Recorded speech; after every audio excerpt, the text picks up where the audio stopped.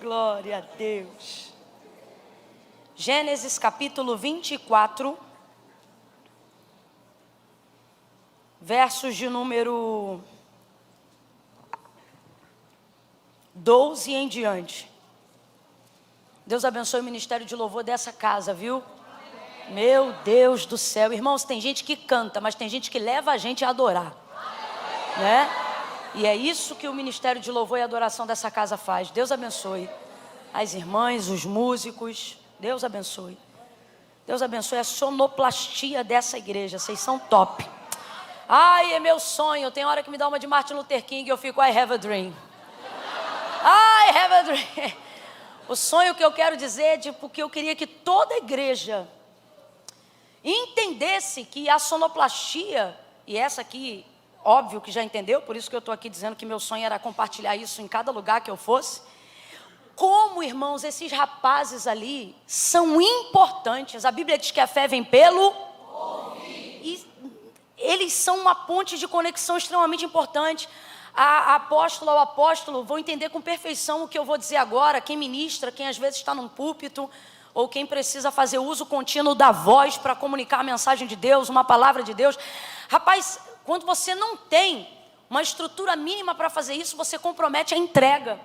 Por mais que ela seja espiritual, poderosa, cheia de unção, sabe? Deus não usa anjo, Deus usa gente, né? Claro, Ele usa, Ele dá ordem aos anjos ao nosso respeito. Mas nesse plano aqui horizontal, comumente, é através de gente que Ele fala com a gente, né? E esses rapazes são indispensáveis. E às vezes eu fico olhando que o pessoal diz assim, ai, quem vai cuidar disso? Ah, chama, vê o irmão, o que sobrou. Vê o que não está na escala. E isso, na verdade, é muito importante, sabe? A igreja investir nessa área. E eu quero louvar a Deus. Você vê, a coisa é tão séria que eu tomei, acho que uns 5 minutos só para falar deles, de tanta alegria que eu estou no meu coração. De saber que eu vou ministrar hoje aqui e vou ter voz para ministrar amanhã também. E nós vamos ter alegria e disposição para ministrar aqui, viu? Deus abençoe vocês, viu? Vamos aplaudir a sonoplastia da igreja. Deus abençoe. Vocês são muito importantes. Muito. Vamos lá, gente. Verso 12 em diante. Quem achou, diga amém. Amém. Diz assim o texto sagrado. Então disse... Ó Senhor, Deus de meu Senhor Abraão, dá-me hoje, peço-te, bom êxito, e usa de bondade para com meu Senhor Abraão. Eis que estou em pé junto à fonte, aonde as filhas dos homens dessa cidade saem para tirar água. Faze, pois, que a moça a quem eu disser, abaixa o teu cântaro, peço-te, para que eu beba, e ela responder, bebe e também darei de beber a teus camelos, seja aquela que designaste para o teu servo Isaque. E nisto eu verei que usaste de bondade para com meu Senhor. Verso 15. E ainda antes que ele acabasse de orar, saía Rebeca, filha de Betuel, filho de Milca, mulher de Naor, irmão de Abraão, com o seu cântaro sobre o ombro. A moça era muito formosa à vista, virgem, a quem nenhum homem ainda havia conhecido. Ela desceu à fonte, encheu o seu cântaro e subiu. Então o servo correu-lhe ao encontro e disse, deixa-me beber um pouco da água do teu cântaro. E respondeu ela, bebe, meu senhor. E então prontamente abaixou o seu cântaro para a mão e lhe deu de beber. Acabando ela de lhe dar de beber, disse, tirarei também água para os teus camelos, até que todos bebam. E apressando-se, despejou o seu cântaro no bebedouro e correu outra vez ao poço para tirar mais água. Olha para quem está do teu lado e diga, mais água. Isso. E tirou-a e deu-a a todos os camelos. E você diz? Diga amém por essa palavra. Glória a Deus. Glória a Deus. Glória a Deus. Eu vou contar de 1 a 3. E no 3 você vai virar em direção a essa amada que está aí próxima a você. E vai dizer assim para ela, desce mais e pega mais. Você viu que eu não contei até 3 ainda, né? Você viu, né? É no 3. Quando eu disser 3, vocês estão ansiosos. Quando eu disser 3, no 3, aí vocês vão virar para uma, para outra e vão dizer: desce mais e pega mais. Você só pode pegar mais aonde tem mais, sim ou não? Sim. E esse caminho que o Senhor está nos instruindo a fazer, ou seja, o lugar que nos promove, o lugar que nos dá condições de ir além, de fazer mais, está sempre num caminho de descida diante de Deus, né? Então no 3 você vai dizer: desce mais e pega mais. Agora pensa aí, o que você tem que pegar mais? O que você precisa? Qual é o anseio da sua alma? O Espírito clama pelo que dentro de você? Você precisa de mais unção? Você precisa de mais poder? Você precisa de mais paciência? Você precisa de mansidão? Você precisa de mais ousadia, de mais força? Essa fonte tem o que você precisa.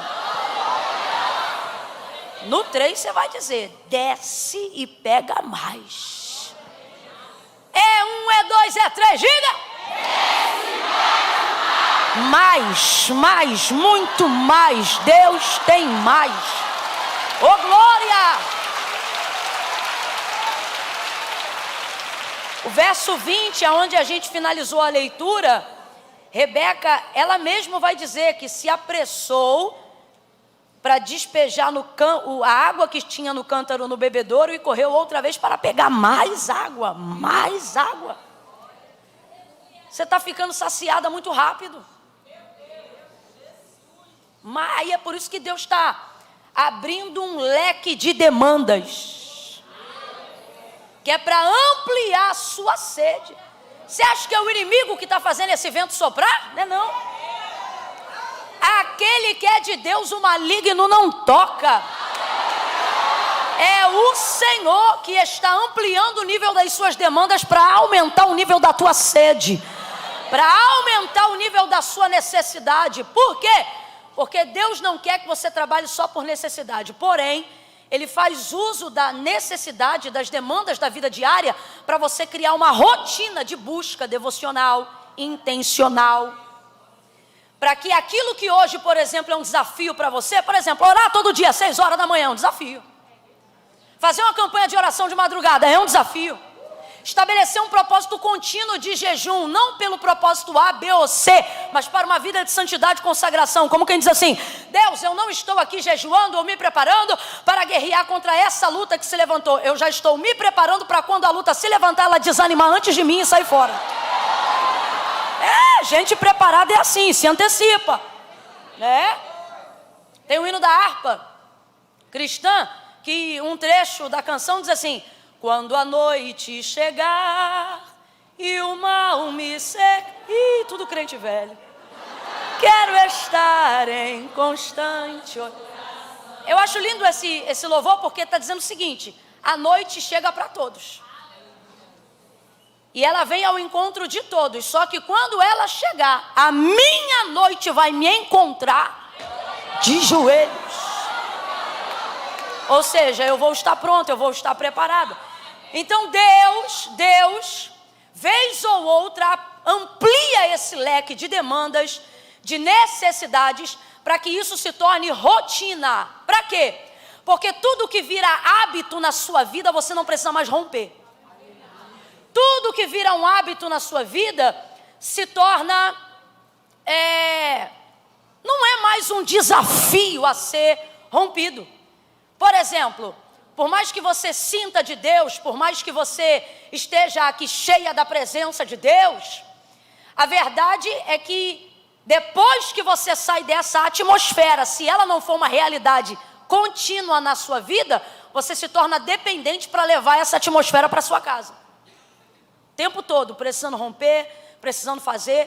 Agora, a vida de quem tem realmente hábito de busca, ela é de fato uma vida diferente. Ela é de fato uma vida diferente. Mas até a gente conseguir romper isso, Isso é um desafio.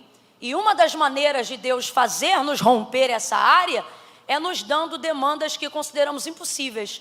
Só que quando rompemos esse nível, aquilo que outrora era um desafio se torna um hábito. Completa para mim, por favor. Aquilo que era um desafio se torna um? Deus não quer que hábitos que nós já deveríamos ter se tornem desafios a vida toda. Então ele dá uma empurrada mesmo, faz nascer de vez em quando Pérez, né, que significa aquele que rompe. Faz uma demanda, criar aí, como é que chama aquelas dores que a grávida sente? Contração? Faz ter contração, faz ter dilatação, para que aquilo que durante a sua vida toda foi um ciclo de frustração, se torne um desafio rompido, vencido. Agora é um hábito. Para quê? Para que demônios que outrora te atrapalhavam não te atrapalhem mais.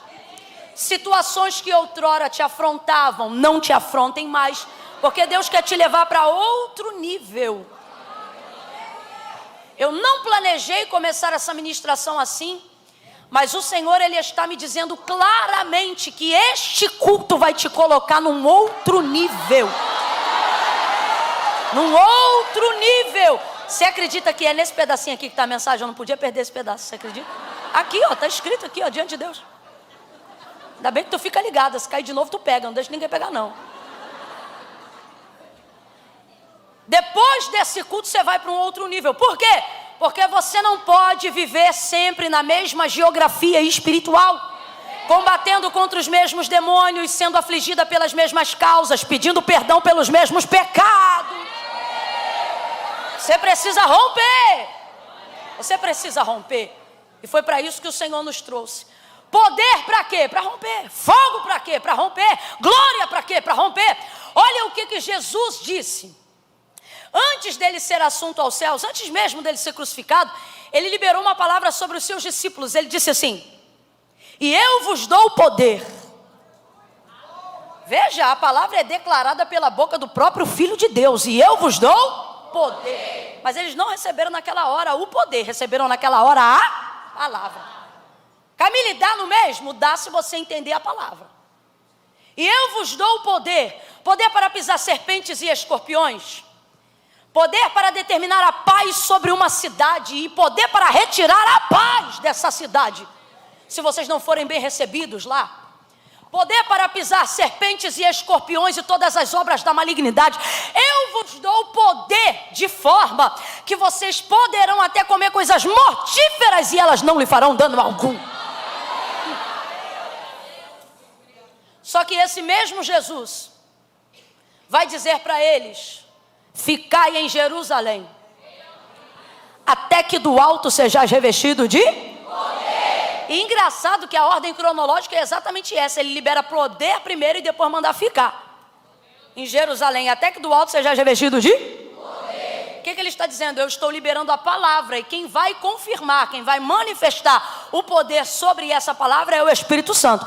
Por isso ele vai dizer: eu vou para o meu Pai, mas não vos deixarei só. Não ficarão órfãos, enviarei o outro, o Consolador, e Ele estará convosco todos os dias até a consumação dos séculos. Não só apenas para consolar, mas para revestir de poder. Atos dos Apóstolos capítulo 2, Jesus Cristo agora já foi assunto aos céus, em Atos capítulo de número 1, e agora a igreja se reúne continuamente num hábito de oração. A igreja se reunia sistematicamente. O texto diz que eles oravam todos os dias. Todos os dias. E em um desses dias o texto vai ser claro, que no cenáculo ouviu-se um barulho, um vento veemente, foram repartidas entre eles línguas como que de fogo, pousava na cabeça de cada um, lhe dando condições de falar. E naquele dia o que aconteceu? Eles foram revestidos de poder. E para quê? Para manifestarem aquilo que Jesus deu a eles, poder para manifestar, para serem testemunhas de um evangelho de poder.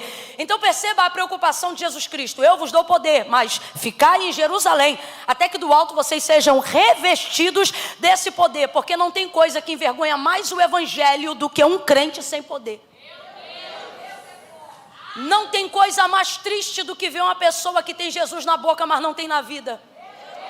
Não tem coisa mais decadente do que ver técnica, retórica, oratória e uma incoerência gigantesca diante daquilo que a gente sente, diante daquilo que a gente ouve, diante daquilo que a gente percebe. Quem aqui já deve talvez ter tido essa experiência, ouvir um louvor extraordinário, com uma voz extraordinária e não sentiu nada. Falta às vezes revestimento de poder. Então por que essa necessidade do hábito? Para desenvolver a busca.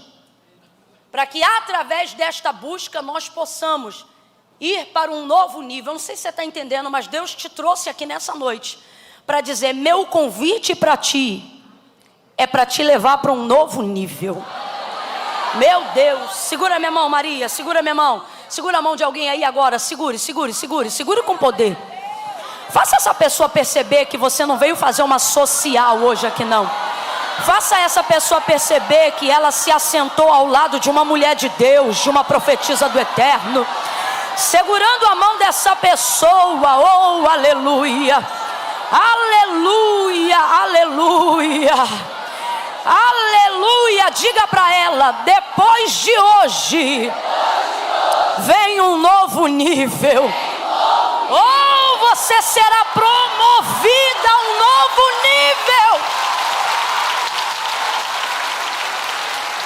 Foi o que aconteceu com Rebeca. Foi exatamente isso que aconteceu com Rebeca. Agora, entenda de que forma que isso aconteceu com Rebeca. Primeira verdade, só para a gente contextualizar aqui e entender. Abraão tem uma promessa dada por Deus desde Gênesis capítulo de número 12. O que o Senhor prometeu a Abraão foi que ele seria pai de uma grande nação. É interessante porque na verdade Abraão não teve muitos filhos, teve dois. Um que Agar lhe deu e outra que Deus deu a Sara e a ele.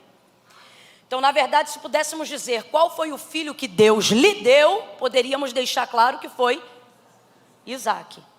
E é nesse filho que vai se cumprir a promessa, porque Deus não é Deus de confusão. Só que, veja, não houveram muitos filhos, então é estranho quando Deus fala de nação olhando apenas para uma pessoa. Mas é porque verdadeiramente, como disse o Senhor, quando usou Samuel para ungir Davi, em 1 Samuel capítulo 16... ele realmente não vê como vê o homem.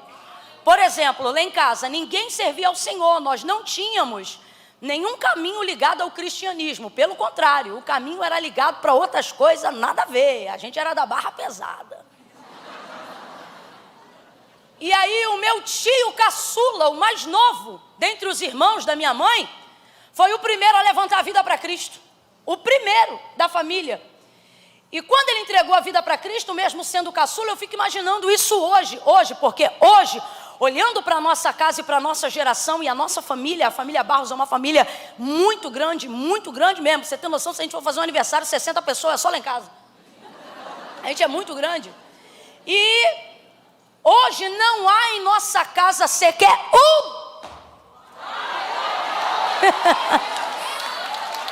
que não conheça o Senhor e não o reconheça como único e suficiente Salvador. Mas na época que meu tio levantou a mão para Cristo, nenhum de nós tínhamos nenhuma ligação com qualquer vertente do cristianismo, seja ela qual fosse. E aí eu fico imaginando hoje, quando eu olho para a nossa casa e vejo que a realidade é essa, de bênção, eu fico imaginando meu tio franzino, cabeçudo, magrelo, parecia um fósforo, indo no altar de Deus, entregando a vida para Cristo. E as pessoas que estavam ali naquela comunidade local, naquela igreja batista, que é onde ele serve ao Senhor até hoje, eu imagino as pessoas olhando para ele e pensando, apenas um menino. Porque a gente olha para uma vida vindo no altar e olha e vê uma pessoa, Deus vê a pessoa e olha uma geração, né? Aí eu começo a entender porque que quando o Senhor visita Abraão, ele diz para ele, você será pai de uma grande nação. Porque Deus não vê apenas você, Deus vê tudo que leva seu nome, seu sangue, tudo que leva a sua casa, absolutamente tudo. Então essa é uma realidade. E a promessa que o Senhor fez a Abraão era exatamente essa, que quem ele abençoasse seria abençoado. E quem o amaldiçoasse, o próprio Deus iria romper com essa pessoa. Olha o que Deus está fazendo com Abraão, não entregando apenas uma promessa, mas também fazendo com ele uma aliança. Quando a gente olha para Gênesis 12, a gente vê Deus dizendo o que é para ele: Abraão, sai da tua casa, da tua terra, da tua parentela, vai para uma terra em que eu vou te mostrar, farei de ti uma grande nação. Aí ele diz: abençoarei os que te abençoarem e amaldiçoarei os que te amaldiçoarem. O que é a promessa? Vou te dar uma nação, vou te plantar numa terra, vou te fazer herdeiro de um patrimônio que não pode ser contado. Vou lhe dar um legado, um patrimônio físico e espiritual. Isso é a promessa. E Deus tem compromisso com essa promessa e ela se cumpre até os dias de hoje. Até nós estamos debaixo da bênção que Deus prometeu a Abraão. Quando ele disse lá ainda no seu início do encontro: em ti serão benditas. Ele disse só os hebreus? Ele disse o quê? Todas as famílias da terra. A tua casa está debaixo da bênção de Abraão. O Deus de Abraão, de Isaac e de Jacó está cuidando de ti e dos teus, porque esta é uma promessa que ele honra desde o dia em que ele fez a Abraão. Camille, ele é fiel para honrar a promessa? Ele é. Tanto que o nome do seu memorial, o nome do testemunho de Deus, quando é mencionado o seu currículo, é o Deus de Abraão. Isso significa o quê? Deus de Abraão, Deus que faz promessa. Deus de Isaac, Deus que cumpre tudo o que promete. Deus de Jacó, Deus que dá manutenção àquilo que já realizou. Oh, glória! Por isso ele é o Deus de Abraão, de Isaac e de Jacó. Agora veja, de acordo com aquilo que Deus prometeu e entregou a Abraão, essa é a parte do físico, do tangível, daquilo que Deus disse que ia fazer. E Deus pode cumprir uma promessa e se ausentar, Camila? Pode. Ele já fez isso algumas vezes. Porque ter de Deus uma promessa ligada a você não é garantia de que a presença de Deus é com você. Só é garantia de que Deus é fiel a tudo que Ele fala. Tudo que Ele fala, Ele cumpre. Só que olha o que Ele está fazendo com Abraão. Abraão, essa é a promessa. Só que eu não quero só te dar uma promessa, eu quero fazer com você uma aliança. E não leva mal não, mas isso é mais importante do que a promessa. Moisés sabia disso. Lembra quando o Senhor levantou Moisés para libertar o povo? Lembra quando o povo de dura cerviz, rebelde, com dificuldade de viver a libertação mental, provocou a ira do Senhor por causa da sua contínua rebeldia, desobediência, dura cerviz? Aí o Senhor disse o quê? Moisés, tira o teu povo de diante dos meus olhos. Moisés, de posse de uma palavra, lembrando do encontro com ele, em Êxodo capítulo de número 3, naquela sarça que se ardia e não se consumia, lembrou-se que quando Deus o chamou para libertar o seu povo, Deus disse para ele: vai libertar o meu povo. Aí agora Deus está irado porque o povo é rebelde. Aí ele diz assim: Moisés, tira o teu povo de diante dos meus olhos. Eu acho lindo, porque quem lembra da palavra nunca quebra a promessa. Sabe por quê? Porque é o próprio Moisés que olha para Deus em oração, em fala, e ele diz assim: meu povo não, teu povo. Porque quando tu me visitaste naquela sarça, tu não disseste vai libertar o teu povo, tu me disseste vai libertar o meu povo. O povo é teu. Camila, mas Deus não lembrava disso. Deus lembra de tudo que Ele falou. O que Ele quer saber é se você lembra. A coisa é tão séria sobre a promessa que Deus fez a Abraão. E Deus estava tão irado que Ele vai aferir o nível de fidelidade de Moisés, dando a ele uma proposta que poucas pessoas comentam. Neste mesmo dia de ira, Deus vai dizer assim a Moisés: Moisés, vamos embora zerar esse povo no deserto, e eu vou começar uma nova descendência em ti. Aí Moisés diz assim para ele: e o que se fará acerca do que tu disseste a Abraão? Aí você acha que Deus não lembrava de nada disso? É ruim, hein? Deus está aferindo o nível do líder que Ele levantou. Um líder que não se esquece daquilo que ele prometeu. Um líder que é mais fiel àquilo que Deus liberou do que aquilo que ele quer realizar-se como pessoa. Esse é o líder que Deus ama. Agora, entenda essa questão. Moisés compreendeu que a aliança com o Senhor era mais forte do que a herdade de Canaã. Aí Deus então vai dizer para ele: Moisés, todavia a minha presença não vai mais com vocês, porque se esse povo continuar diante dos meus olhos, eu vou consumi-los no furor da minha ira. Aí Moisés vai dizer o que para ele? Se a tua presença não for conosco, não nos faça subir daqui. Aí o Senhor diz o que para ele? A minha presença vai contigo para te fazer descansar. Ou seja, conosco não, eles não têm mais aliança comigo. Eu tenho aliança com você. Pode olhar no texto, a minha presença vai contigo. Deus não manifesta mais nuvem de glória durante o dia, nem coluna de fogo durante a noite. Ele está ali com Moisés, mas não manifesta mais a glória da sua presença no meio do povo, porque a aliança dele agora é com Moisés, Josué e Calebe. Agora, o que é que faz essa geração entrar em Canaã e viver o cumprimento da promessa que Deus fez a Abraão? A promessa? Não. A aliança enquanto caminhavam até lá. Porque toda a geração que foi incrédula, toda a geração que foi de dura cerviz, pereceu no deserto naquele ciclo de 40 anos. 40 anos é tempo de abertura e fechamento de ciclo. De 40 em 40, abre e fecha ciclo. É a data que se usa para medir a quantidade de gerações dentro de uma casa, dentro de uma família, dentro de um ano. Deus permitiu passar 40 anos, para quê? Para que toda aquela geração incrédula e de dura cerviz perecesse no deserto e somente a geração de Josué e Calebe entrassem na terra prometida. Quem está entendendo o que Deus está falando? Então olha o que Deus está falando. Eu posso cumprir promessas, mas isso não é garantia da minha presença. E o que há? Aonde está a garantia da minha presença? No fato de eu ter lhe dado uma palavra para cumprir alguma realização da sua vida? Não. No fato de você honrar a aliança comigo. Por que que tantos ministérios sucumbem debaixo da própria unção? Por que que tantas pessoas sucumbem debaixo do próprio sucesso que foi Deus que deu? Porque elas tiveram a palavra, mas não tiveram a aliança durante o cumprimento. E quem sustenta o que você carrega não é a tua capacidade. Quem sustenta o que você carrega é a tua aliança com Deus. E não é porque Deus é vingativo, mas é porque tudo que Ele te promete é maior do que você. Então como é que você vai dar continuidade a isso sem a presença dEle? Como é que você vai fazer isso dar certo sem a companhia dEle? Isso é impossível. Acaba que a promessa se cumpre, mas ela é não só cumprida a curto prazo, como também não promove alegria. É como se você ganhasse uma grande casa que Deus te prometeu, mas Deus não ficasse com você lá. É como se você tivesse um carro, mas não tivesse destino para ir. É como se você tivesse gasolina, mas não tivesse como chegar. É como se você tivesse a melhor cama para dormir, mas não tivesse sono.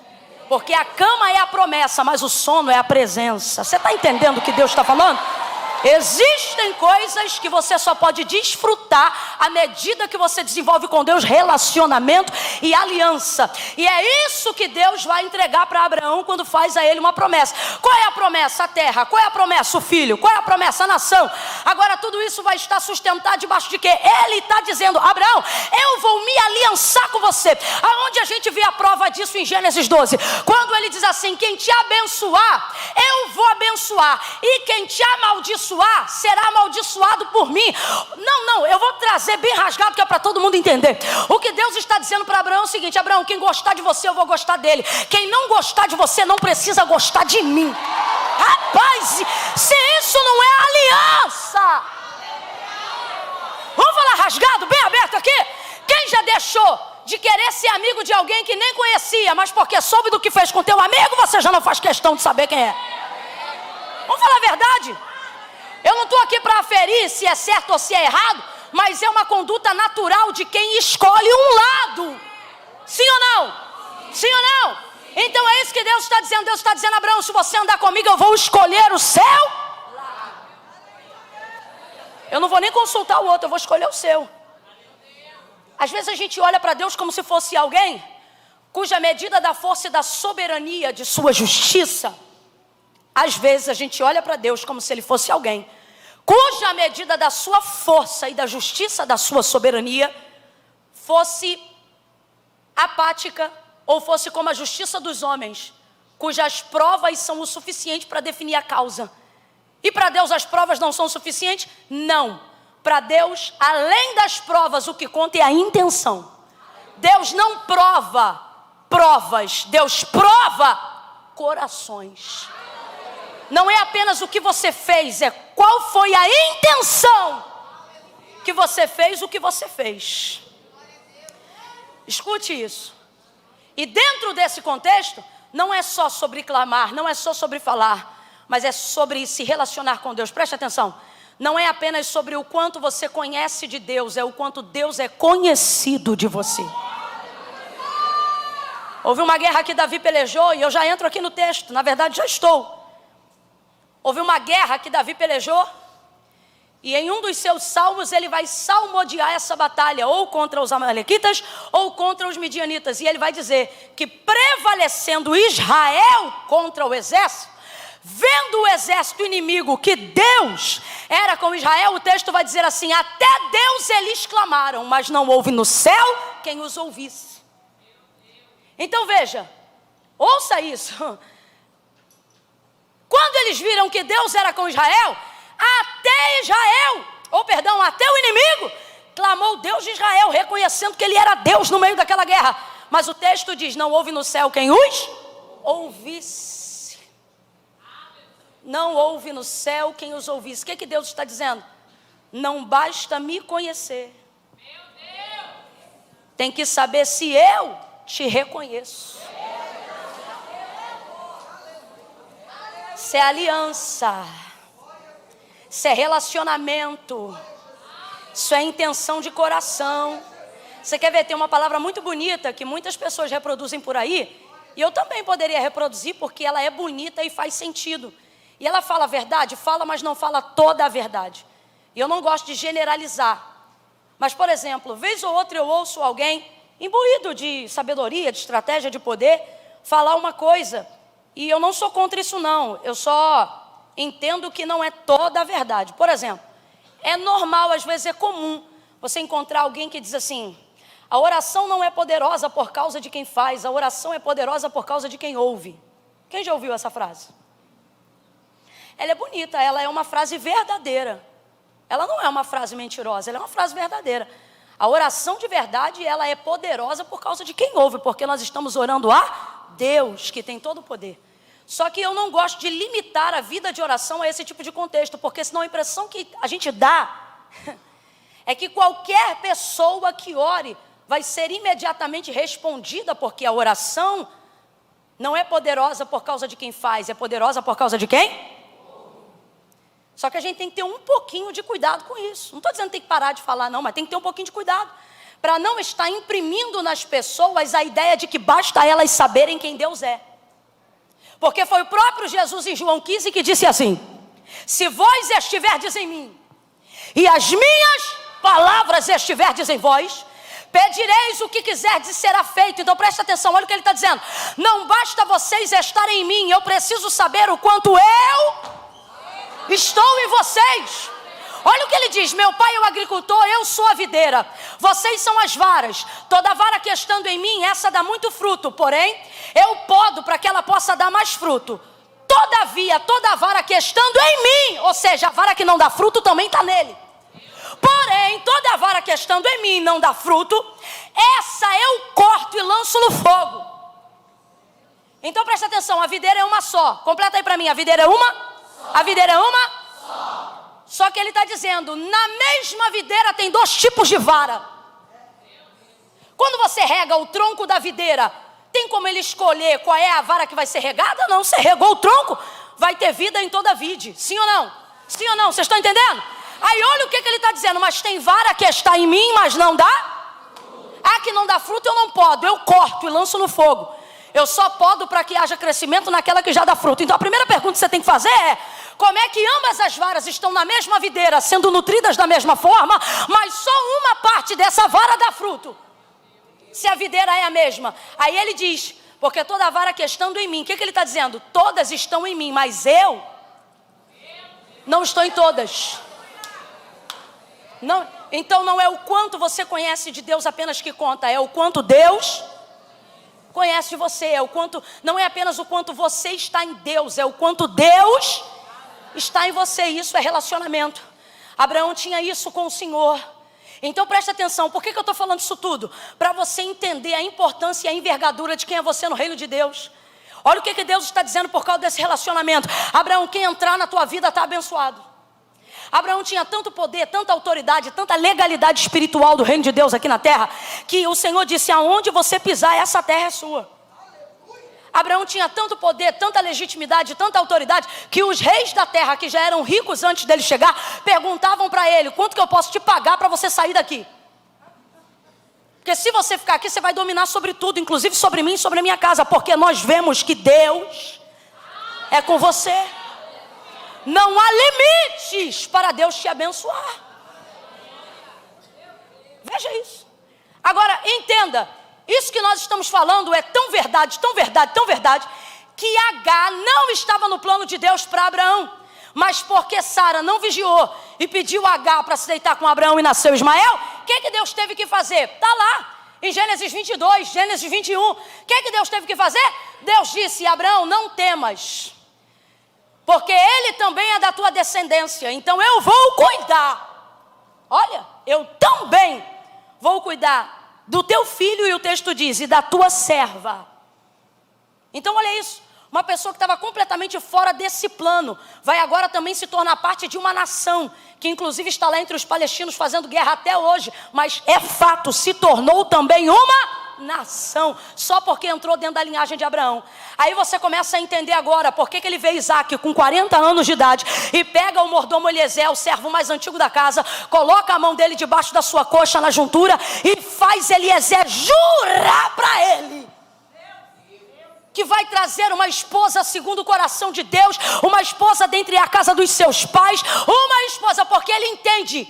O que ele está querendo dizer, Eliezer? Qualquer um que entra debaixo da minha sombra, Deus não consulta se vai abençoar. Deus abençoa, Deus libera. Então eu preciso ter cuidado. Olha para quem está do teu lado e diga: você precisa ter cuidado.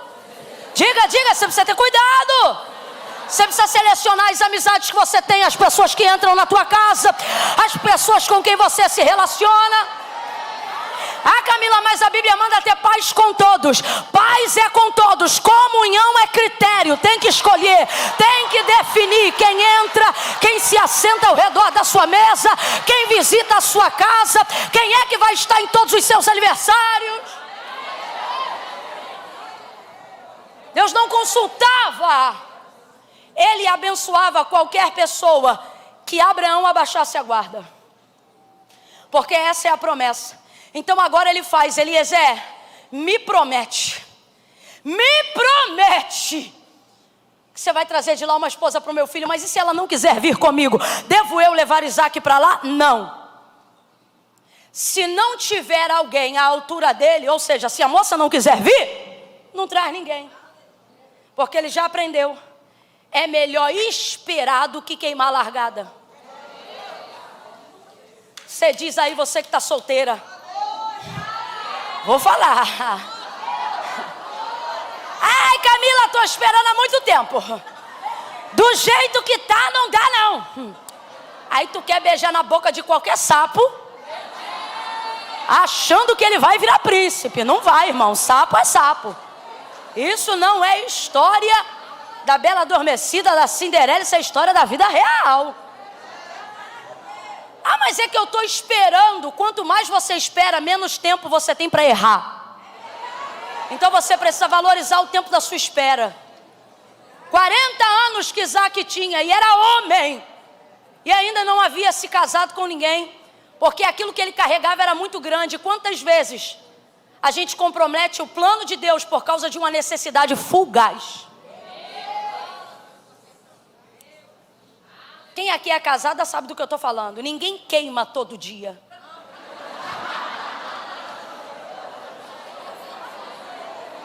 As casadas me respondem aí, estou mentindo? Não. Ai, estou ardendo em amor. Todo dia, de segunda a sexta, me diz o que é que tu está tomando, que eu quero tomar também. Não vem que não tem, minha filha.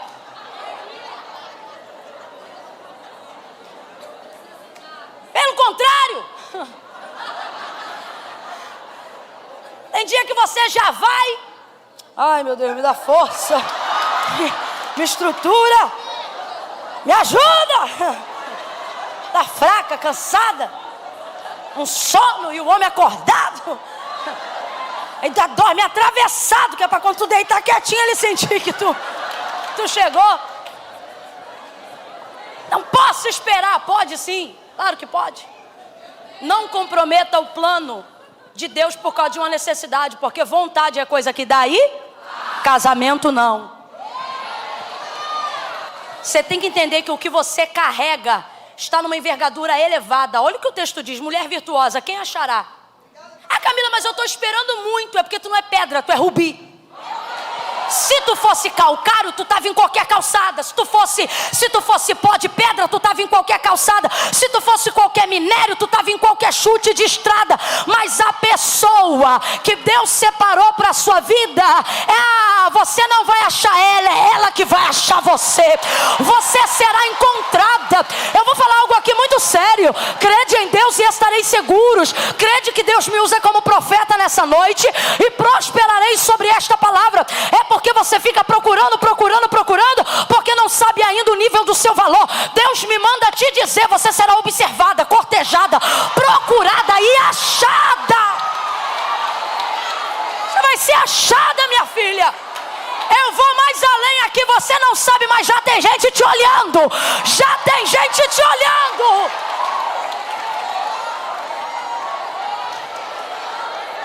Se você souber tudo que a sua vida envolve, se você souber o peso da bênção que está sobre a sua casa, você não vai se envolver com qualquer pessoa.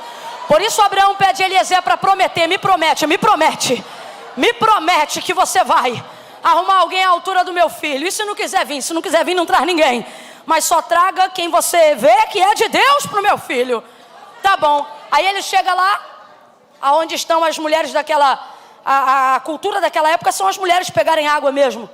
E aí ele chega lá junto à fonte da cidade, onde as filhas dos homens saem para tirar água. Ele vai fazer uma oração. Ele está debaixo da direção, mas mesmo assim ele vai fazer uma oração. Nunca se confunda em achar que porque você está debaixo de uma palavra não precisa orar. Com todo carinho, olha para quem está do seu lado e diga: não seja boba. Quanto mais palavra de Deus você tiver, mais você tem que orar. O homem está debaixo da direção de Abraão. Foi liberado por Abraão. Mas quando ele chega no lugar onde as filhas dos homens saem para tirar água, ele vai fazer uma oração e vai fazer uma prova com Deus. Senhor Deus de meu senhor Abraão,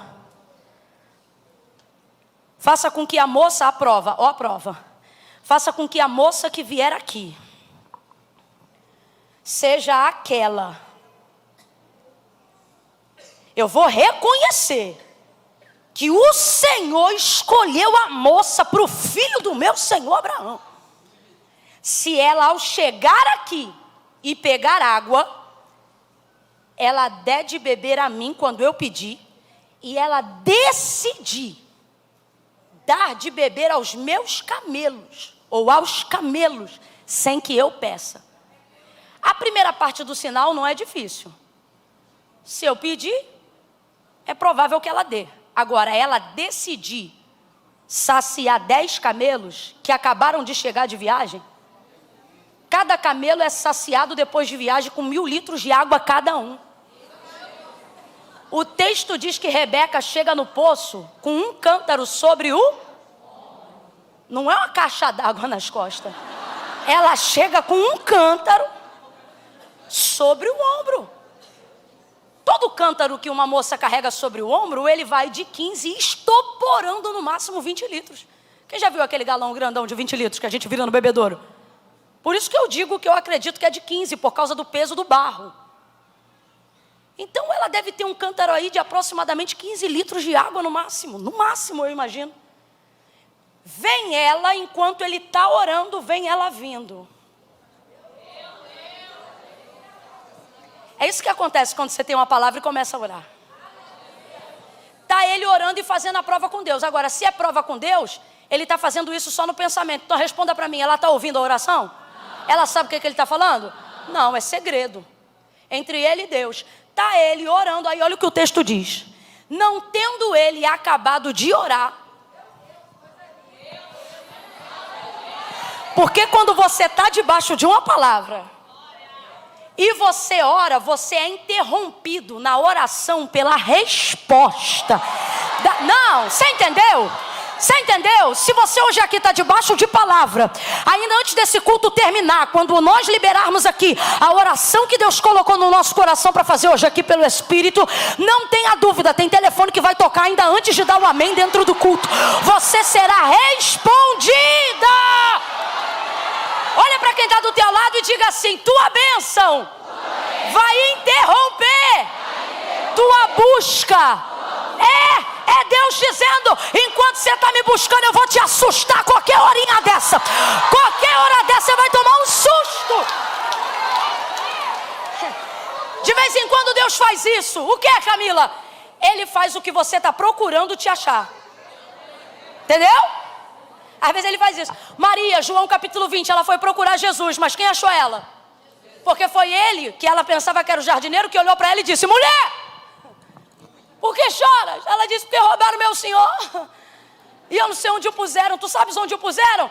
Aí ele não fala nada, ela vira as costas. Aí ele diz: Maria! Ela diz: Rabone! Como quem diz: é o Senhor!